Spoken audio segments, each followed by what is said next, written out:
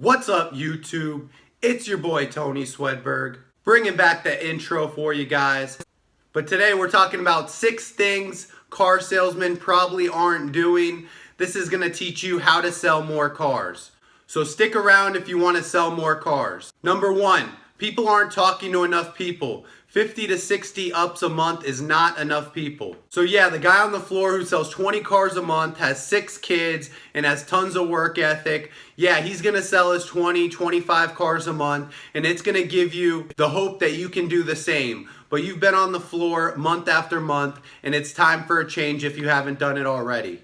All successful car salesmen call 1,500 plus people a month. So that might sound like a lot of people, but 30 days in a month, 50 calls a day, that's 1,500 people. So, upwards of 3,000 calls a month. Now, yeah, you're not gonna convert as many people, but take in mind, anybody that you get in over the phone is most likely gonna buy a car. Think about it. Over a quick phone call from you, they're gonna come in and set up an appointment, all that, without even meeting you. It's most likely a deal. Now to those 1,500 people, let's say you close 3%.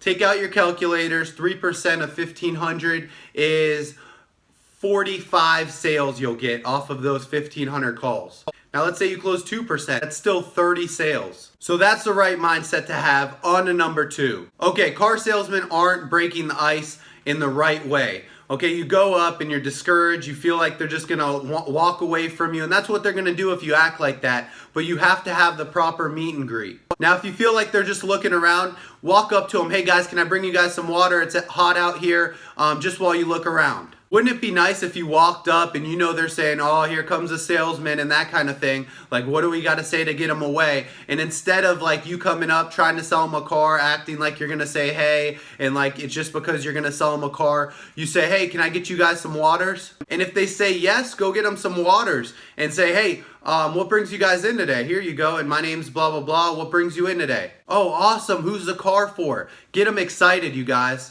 Make it a fun process. Don't say, hey, what brings you in today? And then they tell you and you go, great, follow me, and go do a guest sheet. That's going to kill emotion. On to number 3. Okay, car salesmen aren't having a good enough reason why they need to buy that car, the one that you land them on. Also, they're given too many options. So you have to have a really good reason. This has all the discounts and rebates right now. It's the perfect time to come in and look for a car. This builds emotion. Oh wow, that's a great car. Those lease really well.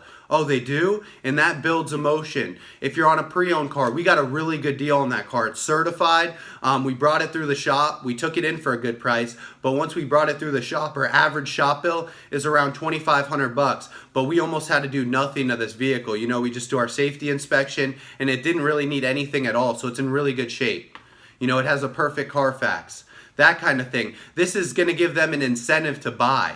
And if you can't give somebody 3 options, if I tell you guys, hey, like, subscribe, and share this video, you guys are gonna do nothing. If I tell you guys to make sure to like and subscribe, you might do both. But if I say, hey guys, go ahead and hit that like button, everybody hits the like button. Trust me, trial and error, I've done this before. So give them a good reason. If it's the car holds its value really well, whatever the reason might be. If it's a Wrangler that somebody was looking at back when I was selling Jeep, I would tell them how well it holds its value. At the end of a lease, it has a 77% residual value, which means at the end of the lease, it still has 77% of its value left over. Now, your average Toyota Corolla, Honda Accord, those kind of vehicles are going to have around 48 to 50% left, and they're not going to hold nearly as much value. That's one of the reasons why I chose to sell Jeeps. On to number 4, car salesmen are not asking for the sale enough. You're pouring your information, your knowledge into somebody. You deserve that sale. Never, never end a test drive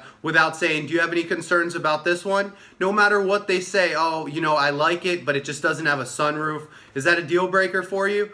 Okay, it's not? Great. If I get this car in your budget, you'll take this one, right? And always say right, like, you'll take it, like assume the sale. Don't will you, and give them an option. And the only thing, you have to solve objections and then ask for the sale again. Oh yeah, well it doesn't have a sunroof. It's something I really want, like I have to have. Great, so if I got this car and I had one with a sunroof and I got in your budget, you take this one, right? Okay, perfect. Let me see what I can do.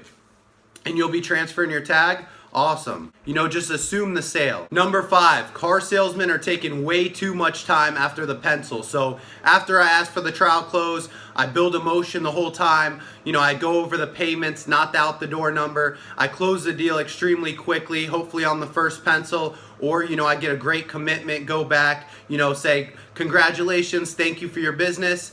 And then after that, I just go, can I get your license and an effective insurance card? So I grab the license, effective insurance card. I get a copy of that. I already hit print for the deal packet. So that all comes out. I walk out to the car, get the exact mileage for finance. And then I also grab the tag number and I just write it on the folder. I don't even get the registration or anything like that. If you write tag number on the front folder and then just write the tag number, transfer tag in big letters, that's enough for finance to look it up and transfer it. So I'm extremely fast when I do this process. So after I do that, I built a lot of trust, I built a lot of emotion. I don't go over the paperwork too much. I don't explain what every piece of paper is. I just need a signature right here.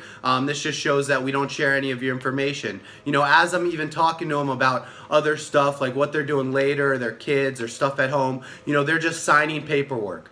So back at Mercedes when I worked there, we didn't even sit with the customer when they're waiting for finance. There was like a room that they would sit in and just hang out if they watch TV or play on their phones. And that made me realize you don't have to sit with your customer and constantly talk. You builded rapport, you did all these things. Like you don't have to continue to sell yourself. It's overselling. So what I do is I get the car, bring it to detail, first gas it up, bring it to detail, and then I go upstairs and I make calls while they're waiting for finance. When I get a call that the car's out of detail, I come down, I switch the tag, I get the books ready, whatever I got to do. Or if they get out of finance, I come down, I'd let them know that the car's not ready, but it should be here any second, and I go check on it.